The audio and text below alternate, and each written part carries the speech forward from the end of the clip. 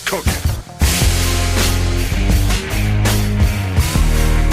The Rock says, The Rock says, The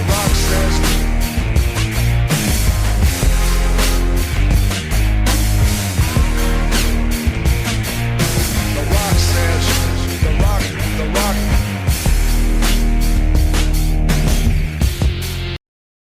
I hear voices in my head, they counsel me, they understand, they talk to me. Hello and welcome to the AEW Wrestling Talk Show with Rhys Jones and Sean Smith was bringing you our reactions to AEW Full Gear, which came at you last Saturday in Inglewood, California at the Kira Forum Stadium in front of 12,904 fans of the AEW fans in attendance. so in typical wrestling show fashion, more so with AEW these days rather than the competition, they decided to add a few more matches following our pre-show last week. Yes, 3 of which took place on the pre-show. Iron. Whatever you want to call it on AEW terms. Starting with the Ring of Honor World Championship being defended with Eddie Kingston defending against Jay Lethal. And the winner of the match, And still Ring of Honor World Champion Eddie Kingston. fair enough, that's what we would expected, to be honest. Then we had a match between Claudio Castagnoli Cesaro and Buddy Matthews. Copyright. and Buddy Murphy. Copyright. With the winner of the match by submission being Cesaro. Copyright, we mean Claudio Castagnoli. Now on to the main card. Well, the main match that we knew was going to happen on the buy-in was the Ring of Honor World Tag Team Championship match when MJF and a substitute partner To cover for Adam Cole's ankle injury. would take on the Guns. The And substitute who was this substitute tag team partner, you may be thinking? substitute partner was Samoa Joe, who has declared interest in the AEW World Championship himself. Yes. But MJF and Samoa Joe / Adam Cole retain, but that's not really the story here, because following the match, the Guns would attack MJF to force him to leave in an ambulance. Yes. So then it was later announced that in the main event, Adam Cole would substitute for MJF. At this point, me and Reese are thinking, surely not. But we'll get to that in a moment. Yes, we will. Now on to the main card. The main card We had opened up with the 6-man tag team match when Christian Cage, Luchasaurus, and Nick Wayne took on the team of Sting, Darby Allin, and the rated R traitor Edge / Adam Copeland. I was going to say, first of all, with the first name you said, copyright, and the second name is correct, Adam Copeland. And they also had another traitor in their corner, Or the the Nature Boy Ric Flair. 16-time traitor, I mean. So 6-man tag team matches go. Chaos, chaos, chaos, chaos, chaos, chaos, chaos, chaos, chaos. Yes, but when you think about it, There were never. I don't think there was any kind of chance that they were going to have one of their latest signings lose their first pay-per-view match. And you would think what this is probably leading to, what most people would say, is Copeland versus Christian for the TNT Championship.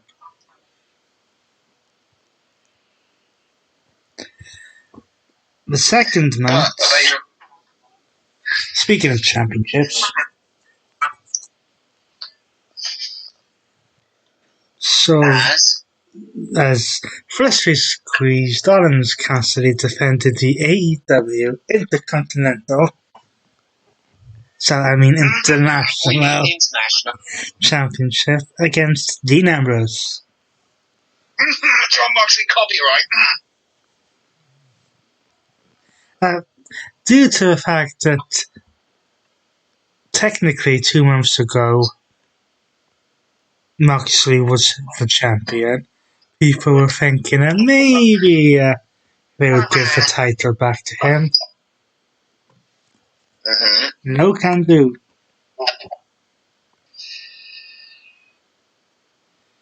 Nope. As Cassidy successfully retained the International Championship.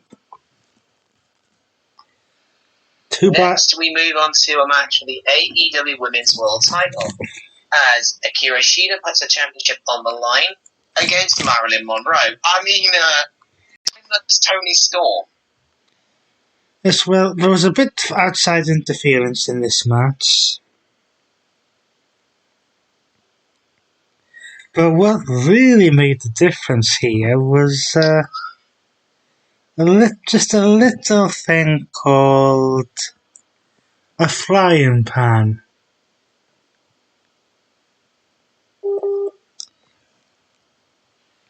When somehow Tony Storm managed to hide a frying pan in her tights. Yes, she did. And that would allow her to pick up the AEW Women's World Championship for a third time. Now it's time for an absolutely brutal four-way tag team ladder match for the AEW World Tag Team titles as Ricky Starks and...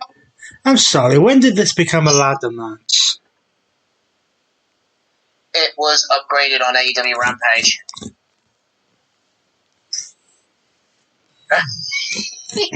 I'll say it again. We had then had a fatal four-way tag team ladder match for the AEW World Tag Team titles, as Ricky Starks and Big Bill put their titles on the line against Russian Dralistico, FTR, and the newly rechristened name of the Kings of the Black Throne, formerly known as the House of Black, in Malachi Black and Brody King. Don't you mean Big Cass, the Revival, and Aleister Black?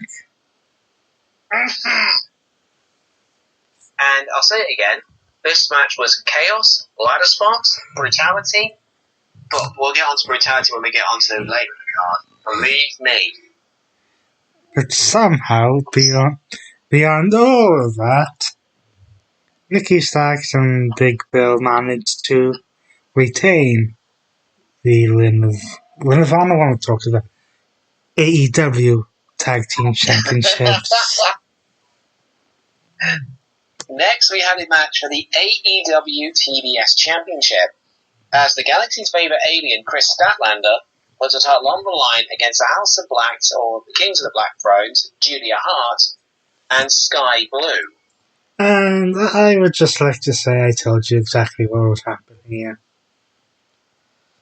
Given the fact that Chris Statlander's reign has lasted for a decent amount of time, we now have a new TBS champion. Julia Hart, but only being the third person to hold the championship. Yes. Next, we move on to a Texas death match where there were no count-outs and no disqualifications. The only way you could win the match was by knockout or pinfall. As Swerve Strickland Isaiah took on Scott. Hangman Adam Page. Isaiah Scott. Copyright. And after nearly half an hour, This match was brutal, violent, and bloody. yeah, something I don't think you would see in the competition these days. During the match, there was a spot that someone called disgusting and should never have happened, and called it horrific and disgusting. It was hard to watch and sick in the viewers when the actual spot happened. But That sounds like Mike Johnson. yeah. But anyway, the winner of the match by knockout was Swerve Strickland. Now, the match before the main event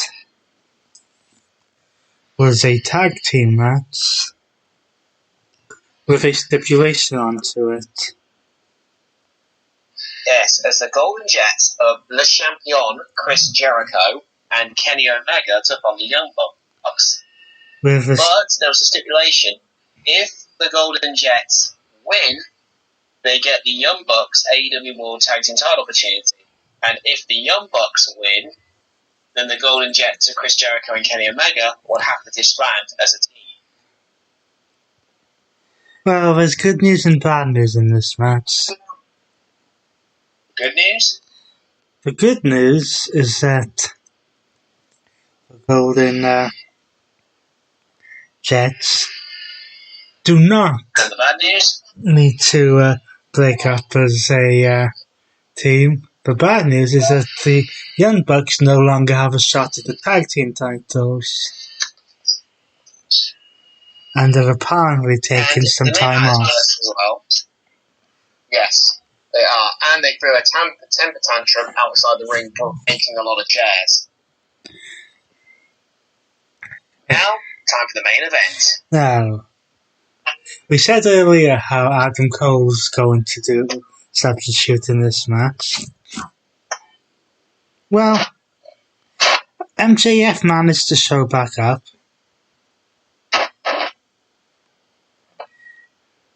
Yes.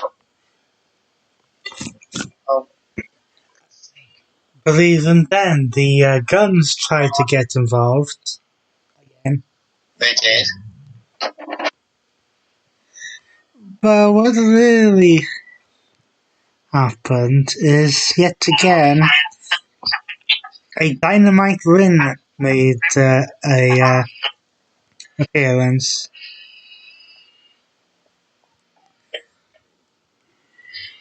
Yes. As MJF would hit Jay White with the win and retain the AEW World Championship. The last piece of news, before we go through the results again. Oh, yes, there was a big AEW signing. Yes, a few days before Full Gear, Tony Khan had tweeted out that the AEW had come to terms with quote-unquote one of the best people to ever perform, and they would be at Full Gear to sign the contract.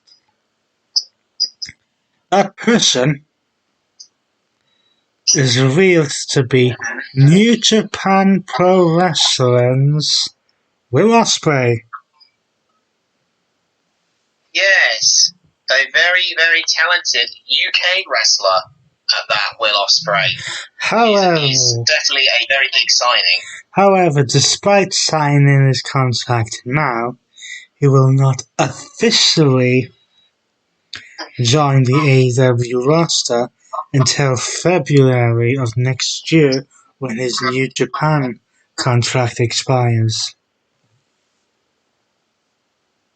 So think of it in football terms as a...